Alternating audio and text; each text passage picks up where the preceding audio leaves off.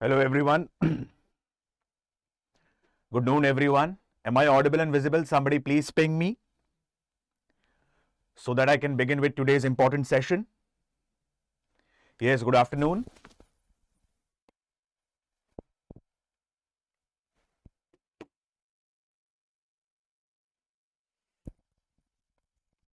Am I audible and visible? Yes, friends.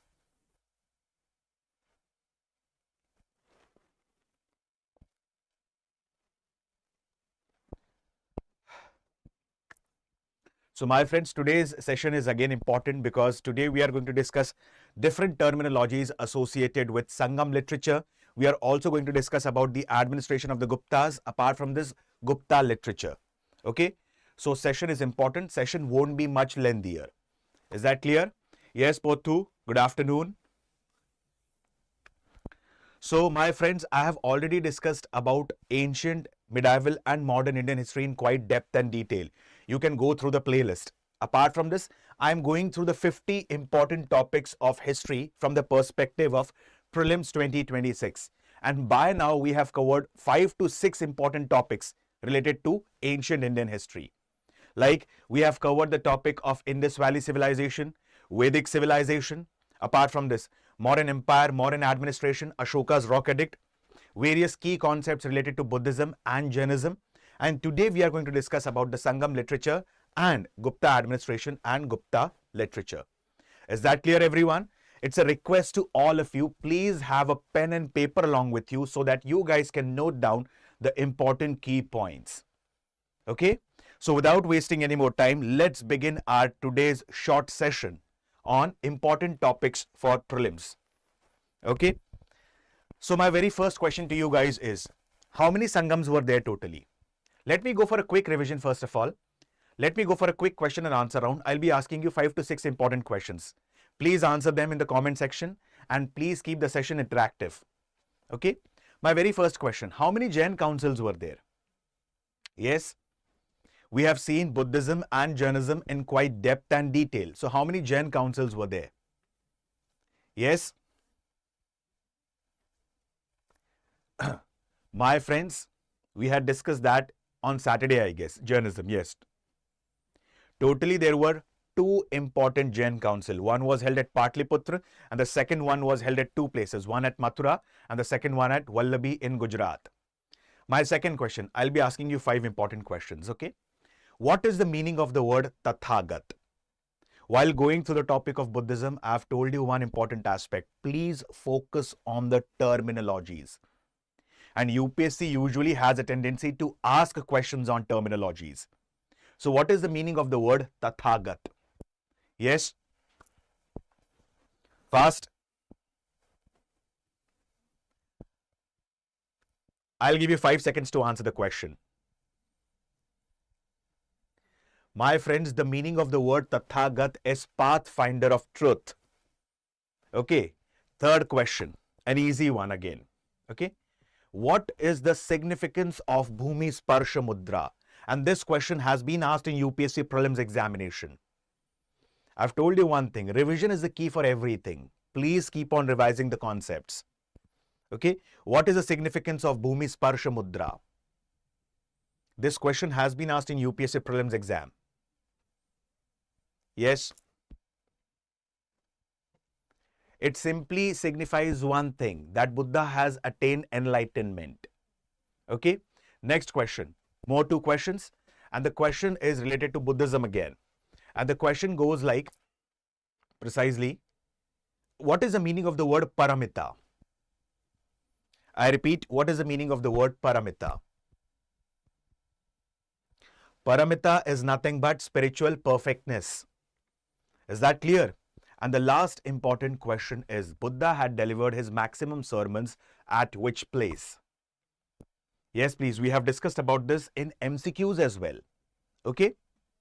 And we have discussed about this in quite depth and detail precisely when we were studying about Buddhism. I'll give you an example. I'll give you a hint. It was the capital of Kosla Mahajanpad, which is located in eastern part of UP, also referred as Purvanchal. Now answer the question. My friends, the answer to this question is Shravasti. It's a request to all of you guys. Please revise the concepts. Hence, I keep on focusing on one thing. Although you read less, but revise more. It's better to read one book 10 times rather than reading 10 sources. So rather than going for multiplication of sources, go for consolidation of sources. Is that clear? Okay, very good. Pothu, good attempt. Answer is Shravasti. So without wasting any more time, let's begin our short session today. Please have a pen and paper along with you so that you guys can note down the important points. Okay? Yes, Thoib. Good afternoon. Sangam. Totally, there were 3 Sangams. Okay? And precisely, the first Sangam was held at a place called as Old Madurai, also referred as then Madurai. Okay? The chairman of the first Sangam was Agastya Rishi. If you remember, we have seen early Vedic period. And in early Vedic period, I've spoken about, like, probably women might be educated during the early Vedic period. Correct? And I had given you the example of 3 important famous women poetess of that time, such as Apala, Vishwavara, and Lopamudra. So Lopamudra, she was wife of Agastya Rishi. Clear? So precisely speaking, the chairman of the first Sangam was Agastya Rishi. And it is believed that it was attended by legendary sages and gods. There is no significant any text related to the first Sangam. Second Sangam is very important. Second Sangam was held at a place called as Kapadapuram. And Kapadapuram is located in Tirunelveli district of Tamil Nadu. Why second Sangam is very important? Because there was a text which was composed here which is referred as Tolka PM. And the text Tolka PM was composed by the Rishi Tolka PR. Correct? We have seen that Ashtadhyayi, which is composed of 8 chapters. It is the first book on Sanskrit grammar. Similarly, Tolka PM, it's the first book on Tamil grammar. And UPSC directly has asked a question, what is Tolka PM? So it is one of the earliest books on Tamil grammar. So it was composed by whom? It was composed by Tolka PR. So second Sangam initially was presided by Agastya Rishi, but the second half of the Sangam was being presided by whom? Tolka PR. So first Sangam was held in Old Madurai, presided by Agastya Rishi. Second Sangam was held in Kapadapuram, located in Tirunelveli district of Tamil Nadu. And it, excuse me, it was presided by whom? It was presided by Tolka PR. And the major text that was being composed was Tolka PM, which is nothing but a book on Tamil grammar. Moving ahead, third Sangam. Third Sangam, it was held in Madurai. And precisely speaking about the third Sangam, like Nakirar was he presided the third Sangam. It is not Nakiyar, it is Nakirar. Okay. Majority of the Sangam literature was written down during the third Sangam. I repeat, majority of the Sangam literature was written down during the third Sangam. And one more key important aspect. All the 3 Sangams were being patronized by Sangam dynasty rulers. Is that clear? So please note down, the first Sangam, it was held in Old Madurai, presided by Agastya Rishi. Second Sangam was held in Kapadapuram, Tirunelveli district, Tamil Nadu, presided by Tolka PR. And the most important text was Tolka PM, which is nothing but a book on Tamil grammar. Then the third Sangam, it was held in Madurai, which was the capital of Pandyas as well. Okay, and Madurai, it is located on the banks of river Vaigai. Is that clear? It was presided by Nakirar, and majority of the Sangam literature was written down during the third Sangam. Hope so the point is clear to all of you. Okay, moving ahead with the next one. See, these terminologies are very, very important from the exam perspective. Sometimes a question can crop up in the form of terminologies. Direct questions can crop up. Okay. On one side, the terminologies are written. On the other side, precisely speaking, the meaning of these terminology. So which among the following are correctly matched? Which among the following are incorrectly matched? So these are nothing but themes of Sangam literature. And the themes were referred as Thinai. So there are different themes of Sangam literature. The first theme is Kurunji. Kurunji is nothing but mountainous theme. And the deity for Kurunji is Murugan. Murugan is nothing but Lord Kartikeya, who is also referred as what? Who is also referred as Lord of Six Abode. You might have heard about one of the famous festivals in the southern part of India, which is dedicated to Murugan, and that is nothing but Thaipusam festival. Okay, so precisely speaking, Kurunji is mountainous theme, and the Lord for Kurunji is Murugan. Mullai is forest theme. Okay. And what we said, the god for forest theme was Mayon. Okay. Mayon also referred as Lord Vishnu. Then comes Marutham. Marutham is agricultural theme. So just remember about this. The deity of Marutham was what we say Indra. So how do you remember about the Marutham theme? I'll give you a very simple example. Agriculture is heavily dependent upon monsoon. Correct? It was not at that time. Even today in the 21st century, agriculture is heavily dependent upon monsoon. So Indra is nothing but rain god. So Marutham is the agriculture theme, and agriculture is dependent upon whom? The rain. Hence, Indra was the lord of rain. Niyathal. Niyathal is a coastal theme. Okay. And coastal theme, the deity here is Varun. So Varun is also not but water god. Then comes Palai. Palai is desert theme, and the deity here is Koravai. So these are the themes of the different Sangam literature. So you need to remember them. Kurunji is mountainous theme. Mullai is forest theme. Marutham is agricultural theme. Niyathal is coastal theme. And finally comes Palai. That is nothing but desert theme. Okay. Sangam epics are also very important from the exam perspective, and time and again there have been questions on Sangam epics. So this epic was written by whom? Yes, my friends, today's session is a mixture of both. That is fact and concept. So you have to focus on that, because today I'm going to speak about the administration of Guptas as well. I'll be speaking about the Gupta literature as well. So here it's a mix of both fact and concepts. Okay, moving ahead. Most important Sangam literature is Shilpadikaram. Shilpadikaram basically means jeweled anklet. And it was written by Chera prince whose name was Ilango Vadigal. Okay. And the story majorly revolves around three important characters. That is Kovalan, Kannaki and Madhavi. I have narrated the entire story of the Shilpadikaram as a part of Ancient Indian History series. So you can go through that. For now, just remember one important thing, that Shilpadikaram was written by Ilango Vadigal, and the story majorly specifically focuses around three important characters, Kovalan, Kannaki and Madhavi. Even today in southern part of India, Kannaki, she is worshipped as a goddess, and there is a cult that is being followed in southern part of India which is referred as Patini cult. Okay, so this is nothing but Shilpadikaram. Moving ahead. Yes, Jivisha, good afternoon. No issues. Next one is Mani Meklai. Mani Meklai was written by poet Satanar of Madurai. Okay, and it is a story of Mani Meklai, who was a daughter of Kovalan and Madhavi. Okay, apart from this, like precisely says that like Mani Meklai, during the end of her life, she became a Buddhist nun. Another important Sangam epic is Kundal Kesi, which was written by Nath Kuthanar.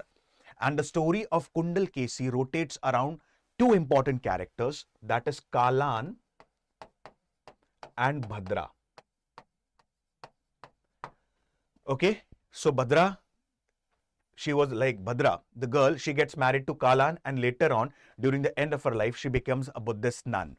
And specifically, the name of the Buddhist nun becomes Kundal Kesi. Hence, the epic is named as Kundal Kesi. So, the epic Kundal Kesi was written by whom? Nath Kutha Nar. Is that clear, everyone? Now, let's focus upon few terminologies associated with the Sangam dynasties. Now, there were three important Sangam dynasties: Chera dynasty, Chola dynasty and Pandyan kingdom. Okay. Cheras majorly ruled over the region of Kerala. Okay. Now, if a question comes in the examination, rather it be about the Cheras, Cholas or Pandyas, and if there is a statement in the examination that these three kingdoms had trading contacts with the Roman world, or these three kingdoms has a trading contact with the other countries, mark this statement as true. Why this statement becomes true? Because all of them are the coastal states. And being a coastal state, they had a very vibrant trade with the other countries. Okay. Now, let me give you a very simple example. Cheras. Cheras majorly, they cover the region of Kerala. And their symbol was specifically what? Their symbol was bow and arrow. Okay. One of the most important ruler of Chera precisely speaking, was Senguttuvan. Just remember him, Senguttuvan. And Senguttuvan is also referred or oftenly referred as Red Chera or Good Chera. Okay. For the first time, an embassy to China was sent from South India during the time of Senguttuvan, who was Chera dynasty ruler. Okay. Apart from this, it is said that Senguttuvan, he had crossed the river Ganges and he had moved to the region of Himalayas. From Himalayas, he brought particular stones. And with the help of that stones, he laid the foundation of a temple dedicated to goddess Kannaki. So, he had constructed a temple dedicated to goddess Kannaki. So, just remember about this. Cheras, they are located majorly in the region of Kerala. Okay. Apart from this, Thondi and Musiri were the important ports associated with Cheras. I'll repeat them. Thondi and Musiri were the important ports associated with Cheras. The symbol of Chera was what? Bow and arrow. There, specifically, Senguttuvan was one of the most important ruler. He is also referred as Red Chera or Good Chera. Apart from this, for the first time, an embassy from South India to China was sent during the time of Senguttuvan. Is that clear? Then comes the Chola kingdom. Cholas, the capital of Chola was Urayur. Okay, the capital of the Chola was Urayur. The second capital of Cholas was Puhar or Kaveri Patnam. Apart from this, Chola kingdom is referred as Chonadu, Neernadu, Punal Nadu, and river Kaveri was the lifeline of the Cholas. I repeat, river Kaveri was the lifeline of the Cholas. Okay, one of the most important Chola ruler was Ellara. And many historians do believe that apart from ruling over the certain regions of Tamil Nadu and certain parts of Andhra, okay, it is believed that Ellara had ruled the region of Ceylon, that is Sri Lanka, for approximately 5 decades, that is 50 years. Another important Chola ruler was Karaikal. And Karaikal, he had constructed a dam called as Kalanai Dam across the banks of river Kaveri. For the basic purpose of construction of dam was irrigation. Okay, Cholas were expert naval. They were expert in navy as well. Okay, they were expert hydraulic engineers as well. And the administration, specifically the grassroots level or the village administration of Cholas, was very vibrant. And these terminologies are very important. I'll give you a very simple example. Last year, there was one system which was quite in news, and that system was referred as Kuda Volai system. Okay. Now, what is Kuda Volai system all about? Kuda Volai system was nothing but the electoral process of the Cholas. Like basically at the grassroots level, there were different committees to run the administration. And the members of these committees were chosen through a process of election. And that election process is referred as Kuda Volai system. So Kuda Volai system is nothing but the electoral process of the Cholas through which they choose the members of the committee, and these committees were referred as Variyam. Clear? So some of the important committees are Thota. Thota was nothing but the garden committee. Panvariyam or Ponvariyam was nothing but the gold or finance committee. Erivariyam was the tank committee. Then Panchavariyam, it was an in general committee of the village. And then comes Puravurari, that is Puravurari Variyam, that is nothing but land revenue committee. So these are the important committees. The members of the committee were chosen through an election process, and that process was referred as Kuda Volai system. Is that clear? I'll repeat the points again about the Cholas. Cholas, they are majorly located in the parts of Tamil Nadu and certain parts of Andhra. Okay. Their capital was Urayur. Urayur was known for the trade in cotton textile. Another important city which was the capital of the Cholas was Puhar, also referred as Kaveri Patnam. Cholas were referred as Neernadu, Punal Nadu, Kaveri Nadu. So river Kaveri was the lifeline of the Cholas. Is that clear? One of the most important ruler of the Cholas was Ellara. He had ruled approximately for 5 decades over the region of Ceylon, that is Sri Lanka as well. Another important ruler of the Cholas was Karikal, who had constructed a dam referred as Kalanai across the banks of river Kaveri. Is that clear? The election process of the Cholas was referred as Kudavolai, and specifically there were different committees to manage the administration at the grassroots level. These committees were referred as Variyam. So these are the examples of few of the committees. Then comes the Pandyas. Pandyas, their symbol was fish. Their capital initially was Old Madurai. Okay, then they shifted the capital to Kapadapuram, which is located in Tirunelveli district of Tamil Nadu. But there was a huge deluge in the region of Kapadapuram. So finally, again they shifted the capital to Madurai. And Madurai, it is located on the banks of river Vaigai. Okay, all the 3 Sangams were being patronized by Pandyan dynasty rulers. I repeat, all the 3 Sangams were patronized by Pandyan dynasty rulers. In the Pandyan kingdom, you will find certain coins, and on these coins, you will find the depiction of Roman King Augustus. So probably from here, you can infer that the Pandyan rulers might have trading contact with the Roman world. Is that clear? So these are the 3 important kingdoms: Cholas, Cheras, and the Pandyas. These are the important terminologies that you have to remember from the exam perspective. Okay. Moving ahead, if we speak about the economy, agriculture was a chief source of income. Rice was a staple crop of the people. Handicrafts flourished in this region. Apart from this, the most important thing, land revenue was a chief source of income, and the land revenue ranged from 1/4 to 1/5. The taxes were being collected from the peasants, and the taxes were referred as terave. Apart from this, there were different items that were being exported and there were different items that were being imported. So what were the different items that were being exported? Let's understand about them. Items that were being exported were spices, like Kerala or the region of Chera. Okay, precisely speaking, the region of Cheras, they are known for spices. In fact, Kerala is called as a spice garden of India. Okay, cotton textile. As discussed previously, one of the capital of the Cholas was Urayur. And Urayur, it was known for trade in cotton textile, very fine quality cotton textiles. Then comes ivory and pearls. Pearls were majorly found around the region of Pandyan kingdom in the Tamil Nadu. What were the items that were being imported? Gold, horses, and sweet wine. Okay, why the horses were being imported? I'll give you a very simple example. I'll correlate that with the medieval India so that you can easily understand the things. You might have heard about this. Muhammad bin Qasim was the first Islamic invader of India, followed by Mahmud of Ghazni. Mahmud of Ghazni was the second Islamic invader of India, and the third Islamic invader of India was Muhammad Ghori. Now, Mahmud of Ghazni, he had conducted 17 raids across India, and he was successful in all the raids that he had conducted. What was one of the major reasons? Horses. Fast-moving cavalry, very fast-moving cavalry.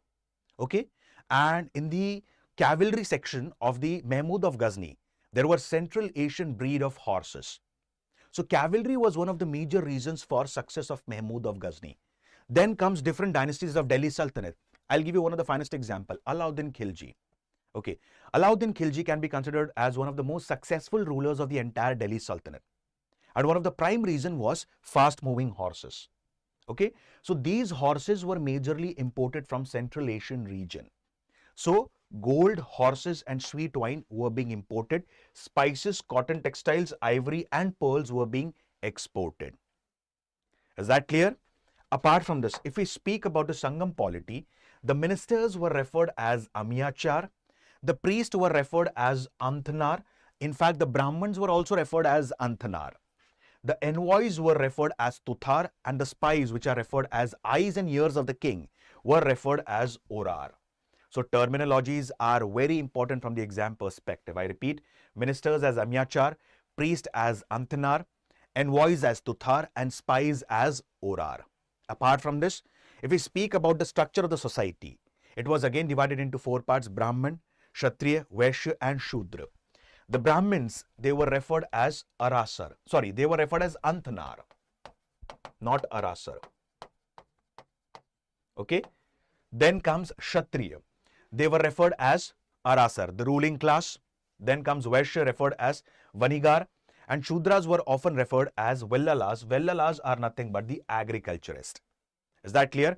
Apart from this, during the Sangam age, you will also find certain, precisely speaking, there were certain musicians and dancers as well.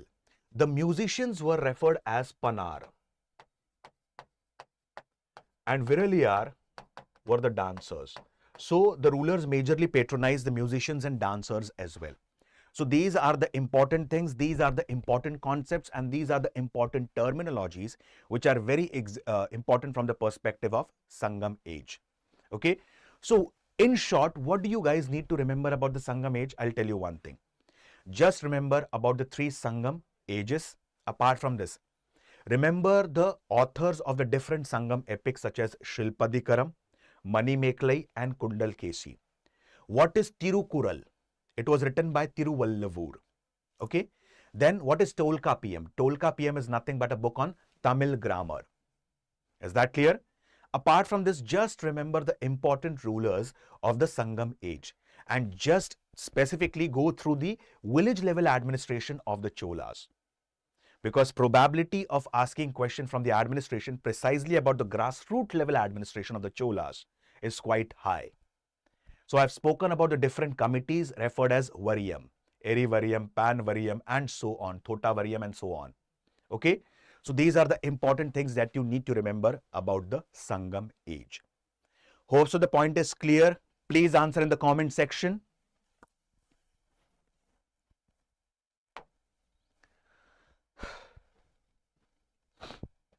Yes, guys, please answer in the comment section and then I'll begin with the Gupta administration.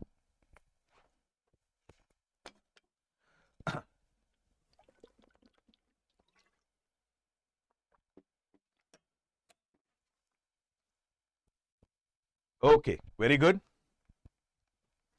Very good, Jivisha. Now, let's speak about the Gupta administration. Now, before I begin with the Gupta administration, let me ask you a few important questions. Who was the founder of Gupta Empire? And how do we come to know that he was the founder of Gupta Empire? Yes, please answer in the comment section. Now, before I begin with the Gupta administration, I'll ask you a few questions. How do we come to know that this particular ruler was the founder of the Gupta Empire? Very good, Odia. Yes, please answer in the comment section. See, Maharaj Sri Gupta was the founder of Gupta Empire. Okay. And precisely speaking, how do we come to know about this? We come to know about this from Pune copper plate inscription of specifically Prabhavati Gupta.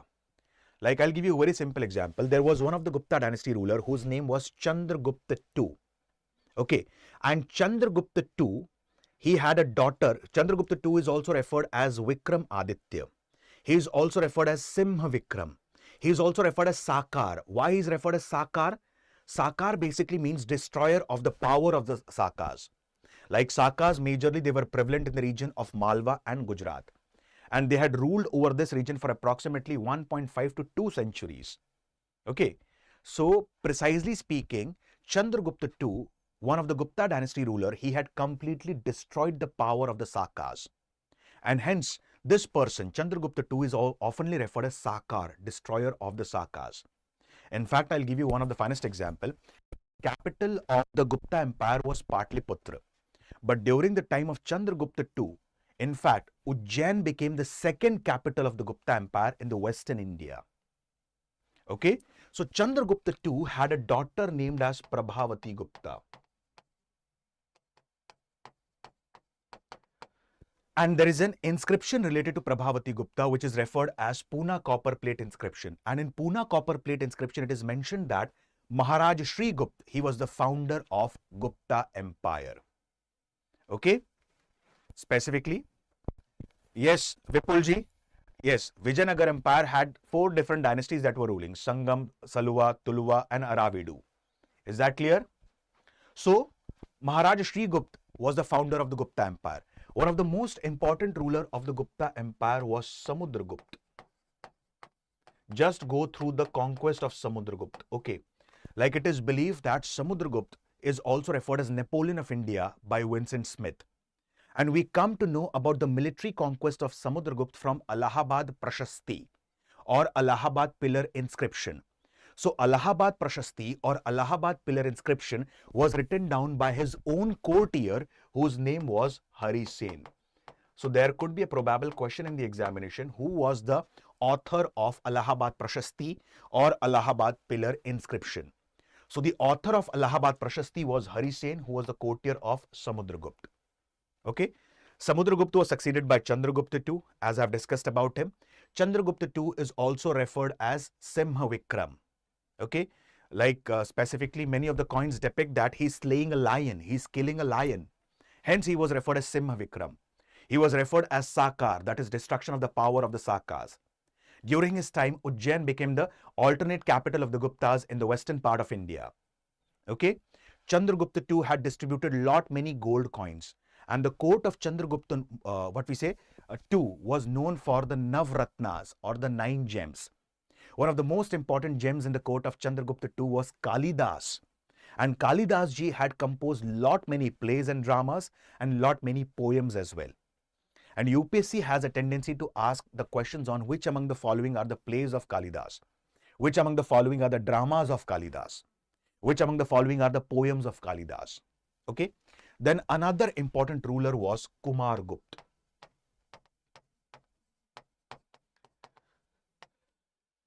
Most important thing about Kumargupta.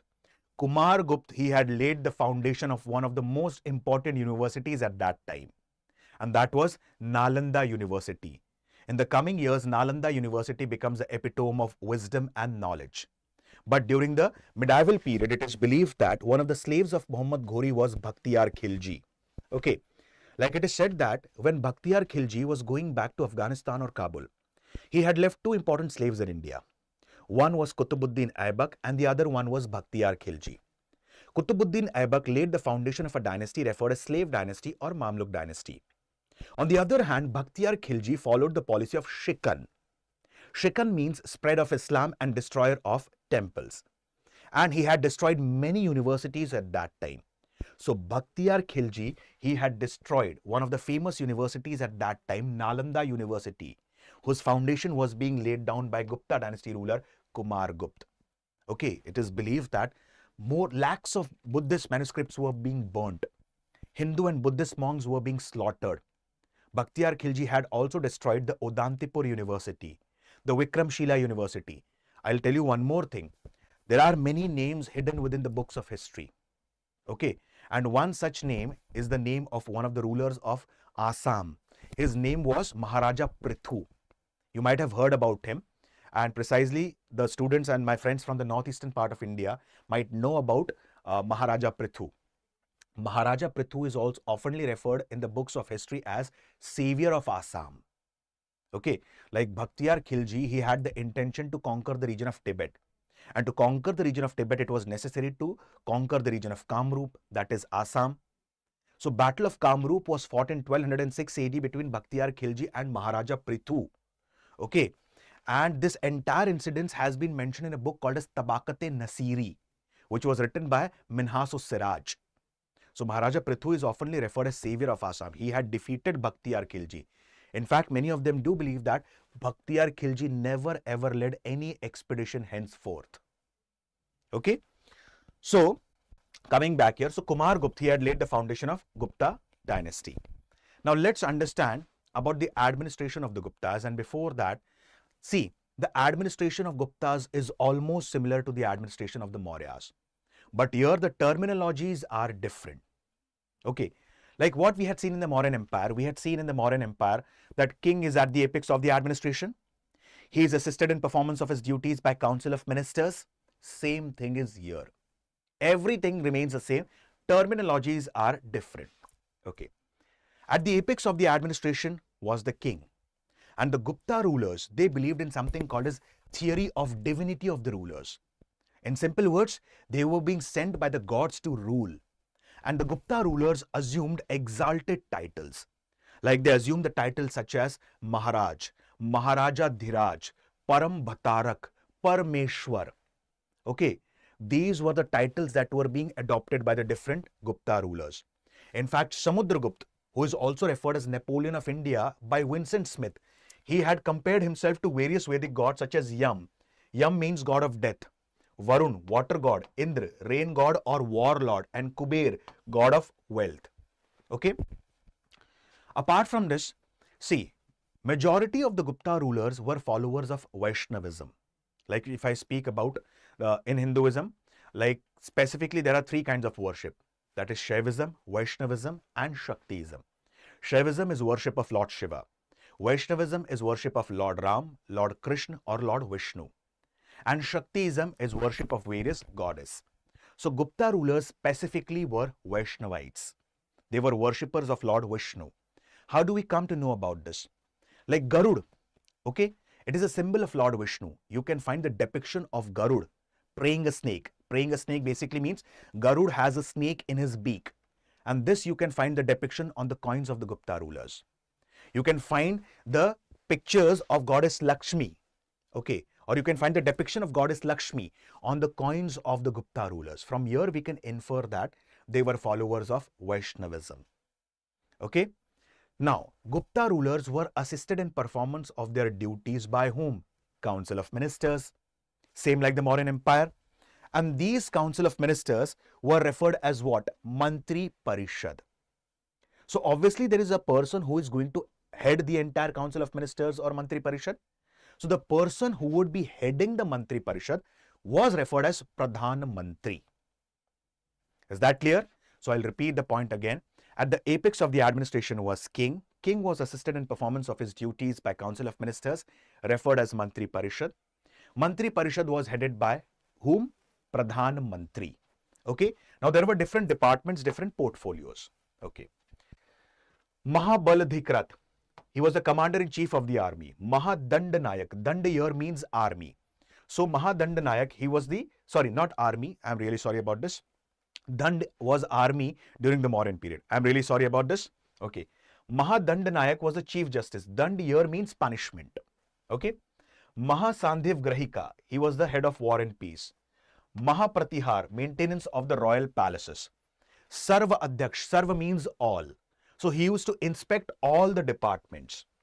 Yukta Purush, he was the head of the accounts of war booty. Dandapashika, he was the head of the police department. Then Mahanarpati, he was the head of infantry. Mahaashwapati, Ashwa means horse. And we have seen previously the term Ashwa or horse find mention for 215 times in the Rig Vedic shlokas or hymns. True? So Ashwa basically means horse. Mahaashwapati was the head of cavalry department. Mahamahipalpati or Mahagajpati. I repeat, Mahamahipalpati or Mahagajpati was the head of elephant section. So these were the important departments, and these departments were being headed by the different ministers. So this was at the central level. Is that clear?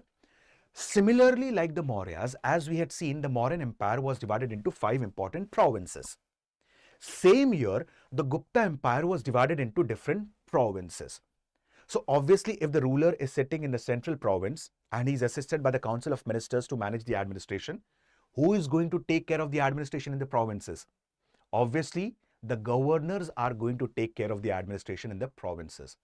Then, who will appoint these governors? These governors would be appointed by the ruler. And these governors were referred as Uparika. Okay? And the provinces were referred as Bhukti. So the provincial governors were referred as Uparika or Kumaramatya, and the provinces were referred as Bhukti. Clear? Moving ahead. These provinces were further divided into districts. And these districts were referred as Pradesh, and Pradesh was headed by Ayukta. These districts were further divided into Taluka, Tehsil or town. I repeat, the districts were further divided into Taluka, Tehsil or town. And these Taluka, Tehsil or town were referred as Pura. And Pura would be headed by whom? Purapal. And the grassroots level of the administration was village. Village was referred as Gram and headed by Gramapati, Gram Adhyaksh or Gramika. And the group of villages were referred as Vithi. Please do not get confused between Vithi and Vishti. Vishti was forced labor during the Gupta period. Both the terminologies are different. Okay, so Vithi was group of villages and Vishti was forced labor. Is that clear? So at the apex of the administration, we had the king. King was assisted in performance of his duties by Council of Ministers referred as Mantri Parishad. Then the administration was divided into different provinces. These provinces were referred as Bhukti. Bhukti was headed by whom? The provincial governors referred as whom? Uparikas or Kumaramatya. Then provinces were further divided into district. The districts were referred as Pradesh. Pradesh was headed by Ayukta. Okay. Further, it was divided into Taluka, Tehsil or town. It was referred as Pura. Pura was headed by Purapal. Okay. Then it was further divided into Gram, that is village. Gram was headed by Gramika, Gram Adhyaksh or Gramapati. The group of villages were referred as Vithi. Is that clear? Just go through the different committees or just go through the different, specifically I'll give you a very simple example. Just go through the different committees specifically in the Nagar. Like Nagar was cities and Nagar was headed by Nagar Adhyaksh. Okay, so as a part of the Nagar, you will observe a lot many committees as well. So just go through these committees as well. Okay, very good, Rahul. Aap aa gaye. That's great. Moving ahead. Taxation during the Gupta period. Bali was a voluntary offering. Bhaga was the spoils of war. I'll give you a very simple example about this. Suppose if a ruler attacks any other kingdom. So whatever booty that has been looted, certain part goes into the personal treasury of the ruler. And it is nothing usually but 1/6. Okay. Whatever it is being, okay, 1/6 of the produce or anything. And during the medieval period, there was a terminology called as khum or khum. It is nothing but the booty that was looted in the war, spoils of war. Okay. Bhoga was nothing but tax in the kind of gift, flour, woods and fruits. Hiranya. Hiranya was nothing but the tax on gold. Then Halivakar, a person having his own land, person having his own agricultural tools and implements had to pay a kind of a tax that was referred as Halivakar. Kar, it was an irregular kind of a tax that was charged from the villagers specifically for emergency purposes. Okay.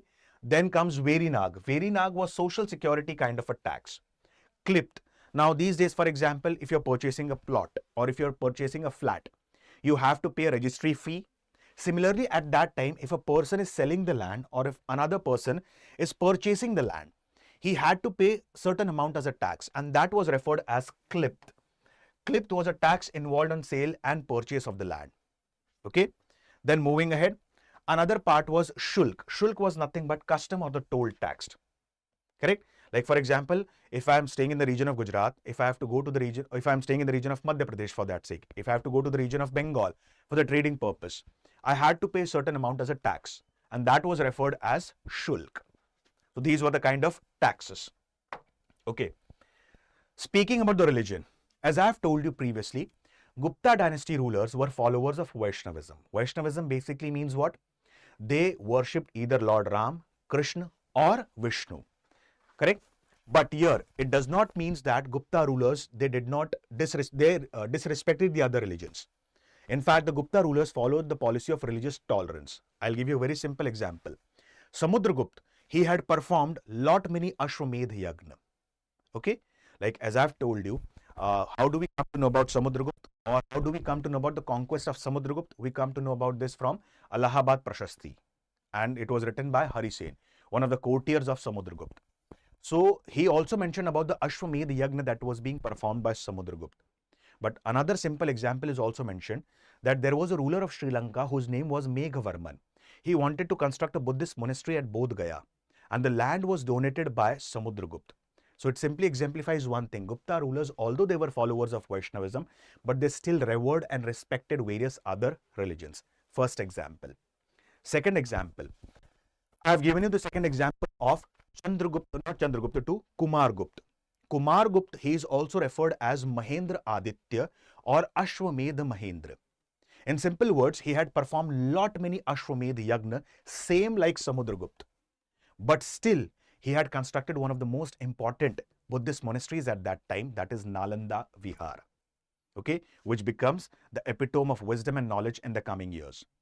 Another example was a ruler named as Skandagupta.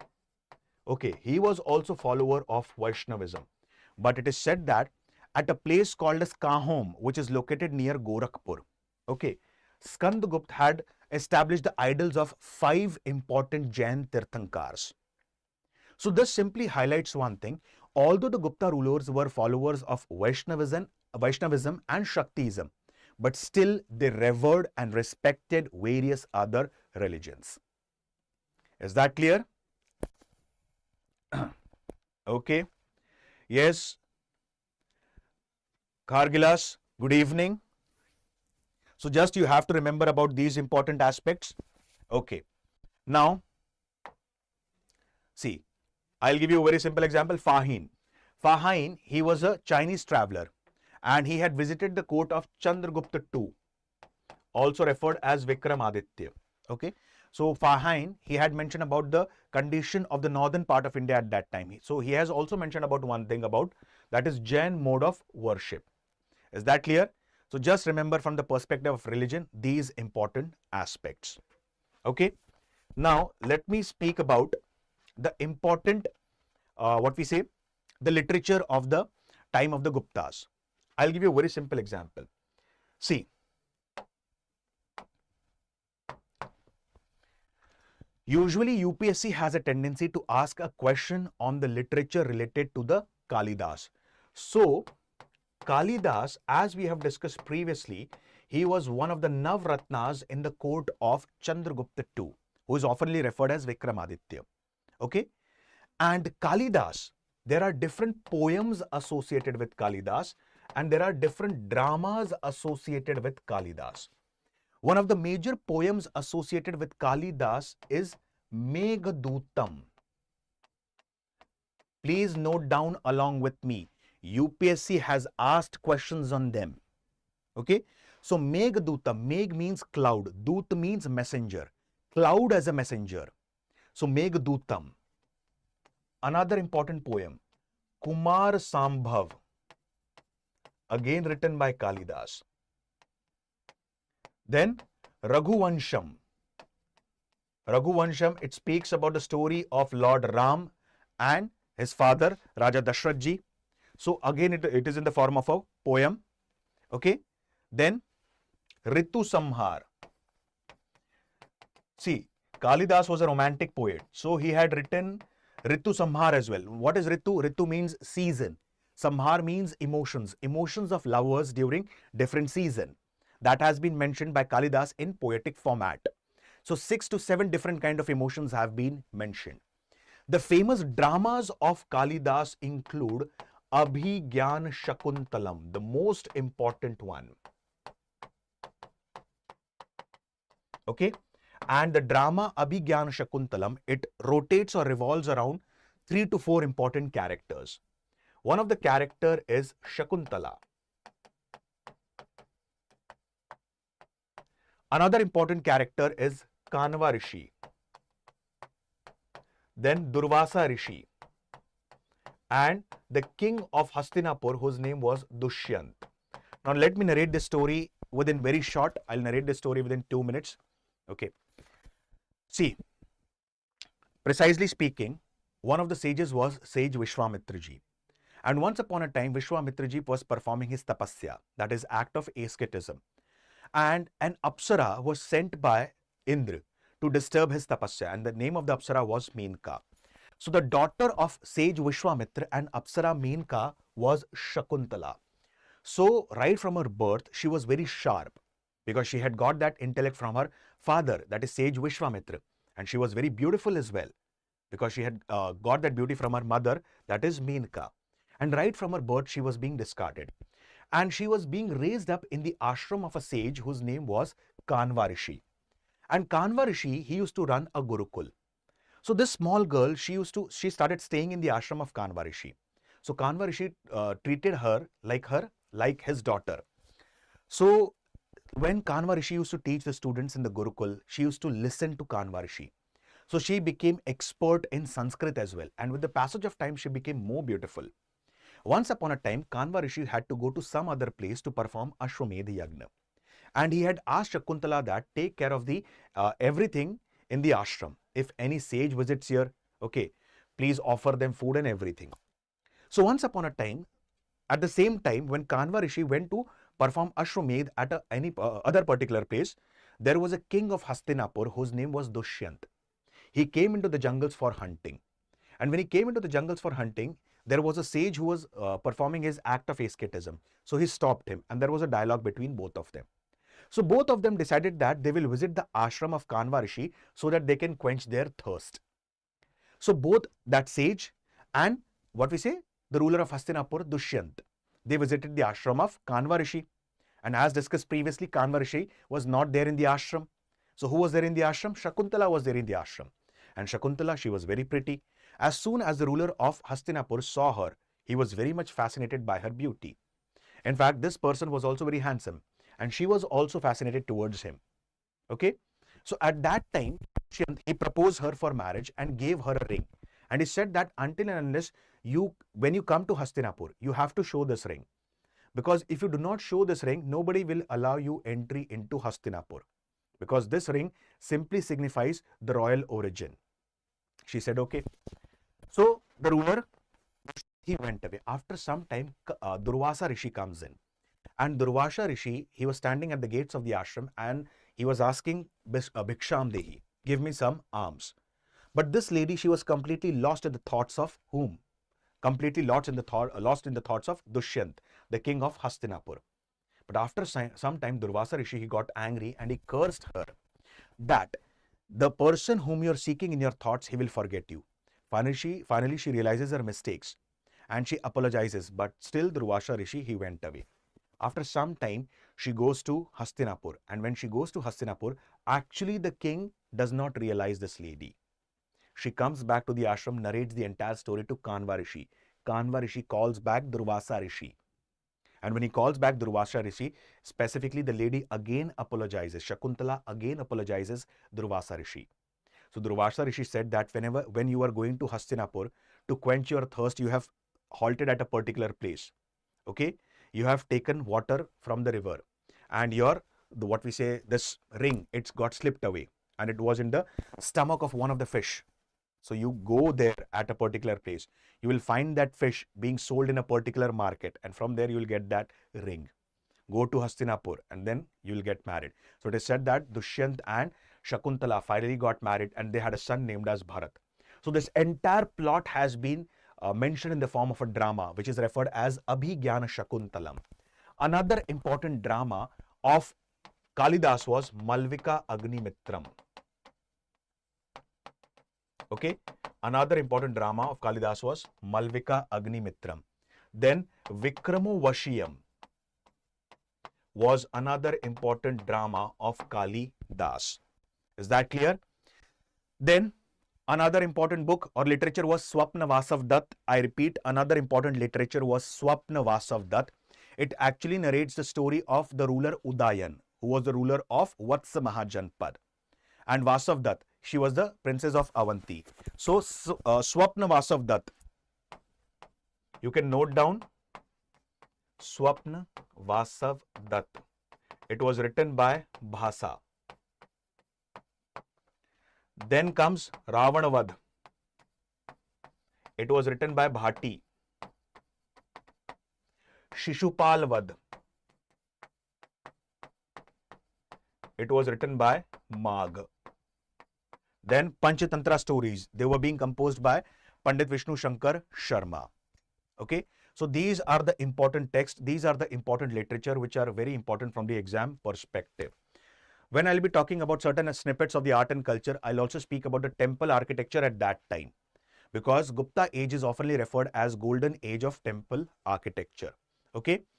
Tomorrow onwards, I'm going to start with precisely the slave dynasty. And before speaking about the slave dynasty of medieval India, I'll be throwing light on what is Islam all about.